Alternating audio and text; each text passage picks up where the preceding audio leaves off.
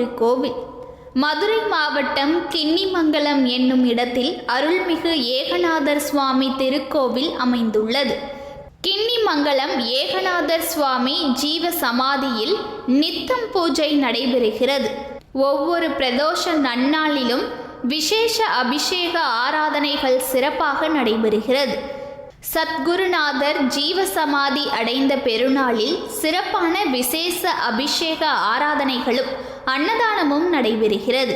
மாசி மகா சிவராத்திரி அன்று இரவு முழுவதும் விசேஷ அபிஷேக ஆராதனைகள் சிறப்பாக நடைபெறுகிறது.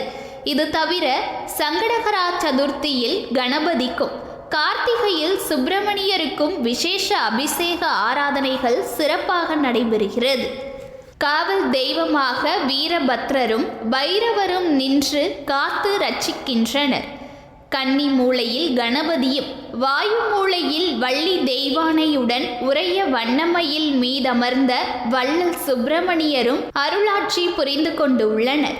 நீண்ட காலத்திற்கு முன்னால் அருளானந்த சத்ருகுரு அவர்கள் தன் தவ வலிமையால் அஷ்டமா சித்திகள் கைவர பெற்று தான் ஜீவ சமாதி அடைவதற்குரிய காலம் கனிந்து வர தான் சமாதி நிலை அடைவதற்கான யோகா பூமியை தேர்ந்தெடுக்க திருவூலம் கொண்டார். நாகமலையில் நாக தீர்த்தத்திற்கு அருகாமையில் தவம் செய்து வந்தார். அப்பொழுது அங்கு மாடு மேய்க்க வரும் சிறுவனிடம் தூரில்லாத காந்த கிண்ணியை கொடுத்து காராம்பசுவில் பால் கறந்து வருமாறு கூறியுள்ளார். வியப்படைந்த அச்சிறுவன், ஓட்டை கிண்ணியில் எப்படி சுவாமி பால் கறந்து வர முடியும் என கேட்டான். அதற்கு சுவாமிகள் போய் கறந்து பார் என்றார். சிறுவனோ தயக்கத்துடன் சென்று பாலை கறக்க அப்பால் ஒரு துளி கூட சிந்தாமல் கிண்ணி நிரம்பியது. ஆச்சரியம் அடைந்த சிறுவன் சுவாமி அவர்களிடம் பாலை கொடுத்து வணங்கினான். பின்னர் வீடு திரும்பிய அச்சிறுவன் அன்று நடந்த அதிசயத்தை ஊர் மக்களிடம் கூறினான். அதை கேட்ட மக்கள் அனைவரும் வியப்பும் ஆச்சரியமும் அடைந்தனர். இச்செய்தி காட்டுத்தீ போல சுற்றியுள்ள ஊர்களுக்கு எல்லாம் பரவியது. நாகமலையை சுற்றியுள்ள பல கிராமத்தினர் திரண்டு சென்று சுவாமி அவர்களை வணங்கி அருளாசி பெற்றனர். பின்னர் ஒவ்வொரு கிராமத்தினரும் தங்கள் ஊருக்கு எழுந்தருளுமாறு வேண்டி கேட்டுக்கொண்டனர். அவர்கள் வேண்டுகோளை ஏற்றுக்கொண்ட சுவாமிகள் தாம் எந்த இடத்திற்கு வர வேண்டும் என்பதை இந்த காந்த கிண்ணி தீர்மானிக்கும் என கூறி, சக்தி வாய்ந்த இந்த காந்த கிண்ணியை இங்கிருந்து எரிகிறேன், அது எங்கு விழுகிறதோ அங்குதான் நான் வந்து தங்கி அங்கேயே ஜீவசமாதி அடையவும் திருவுளம் கொண்டுள்ளேன் என கூறினார். அதை கேட்டு அங்கிருந்த கிராமத்தினர்கள் எல்லாம் தத்தமது ஊருக்கு அந்த பேரு கிடைக்க வேண்டும் என மனமுருகி வேண்டினர். சுவாமிகள் அருள் நிறைந்த அந்த காந்த கிண்ணியை ஆனந்தமாக ஆகாயத்தை நோக்கி வீசி எறிந்தார். அந்த கிண்ணியோ மங்களப்பட்டி என்று வழங்கப்பட்ட ஊருக்கு அருகில் வந்து விழுந்தது. விழுந்தவுடன் பலத்த சங்குநாதம் அவ்விடத்திலிருந்து ஒலிக்க ஆரம்பித்தது. அங்கு கூடியிருந்த மக்கள் எல்லாம் சங்கொலியை நோக்கி ஓட ஆரம்பித்தனர். அங்கு கிண்ணியை கண்ட மக்கள் ஆனந்தத்தில் கூத்தாடினர்.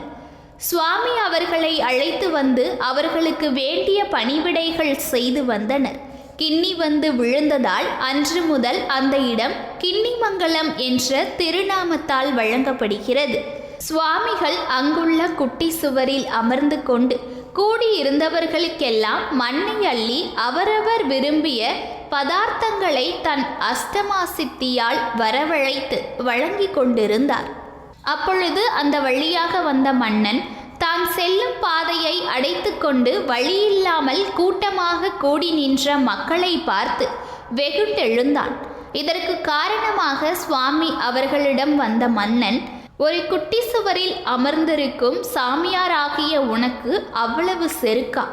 நான் வருவது கூட உன் கண்களுக்கு தெரியவில்லையா என கோபத்துடன் கேட்டான். அதை கேட்ட சுவாமிகள் ஆனந்த புன்னகையுடன் தான் அமர்ந்திருந்த குட்டி சுவரை தன் திருக்கரத்தால் தட்டினார். அவரது தவ வலிமையால் குட்டி சுவரு கடிவேக குதிரையானது. இந்த அதிசயத்தை கண்ட மன்னன் ஆச்சரியமும் கோபமும் அடைந்தார். எங்கே உன் குதிரையையும் என் குதிரையையும் ஓட விடுவோம், எந்த குதிரை ஜெயிக்கிறது என பார்ப்போம் என்றான். போட்டிக்கு ஒத்துக்கொண்டார் சுவாமிகள். இரு குதிரைகளையும் ஓடவிட்டனர். சுவாமி அவர்களின் குதிரையோ சற்று தூரம் ஓடுவதும் சற்று விண்ணில் பறப்பதும் பின்னர் தரையில் ஓடுவதுமாக அதிசயத்தை நிகழ்த்தி காட்டியது. தரையில் ஓடும் குதிரையை பார்த்திருக்கிறேன், விண்ணில் பறக்கும் அதிசய குதிரையை இங்குதான் கண்டேன் என கூறி சுவாமி அவர்களின் பாதங்களில் விழுந்து வணங்கி தான் அறியாமல் செய்த பிழையை பொறுத்தருளுமாறு வேண்டி நின்றான். அருள் நிறை அமுதக்கடலான சுவாமிகள் ஆனந்த புன்னகையுடன் தன் தவறை உணர்ந்த மன்னனை மன்னித்து அருளாசி வழங்கினார்கள். மன்னன் சுவாமி அவர்களிடம் பணியுடன் தங்களுக்கு ஏதாவது திருப்பணி செய்ய விரும்புவதாக கூறி சுவாமி அவர்களின் கட்டளையை வேண்டி நின்றான். சுவாமி அவர்கள் அவன் வேண்டுகோளை ஏற்று தான் ஜீவசமாதி அடைய உள்ளதாகவும் அதற்கு அழகிய திருக்கோவிலை நிர்மாணிக்கும்படி பணிந்தார். மேலும் மடாலயத்திற்கு மானியமாக தன் குதிரை கால் பதித்து வட்டமிட்ட நிலத்தினை வழங்குமாறும் கட்டளையிட்டார்.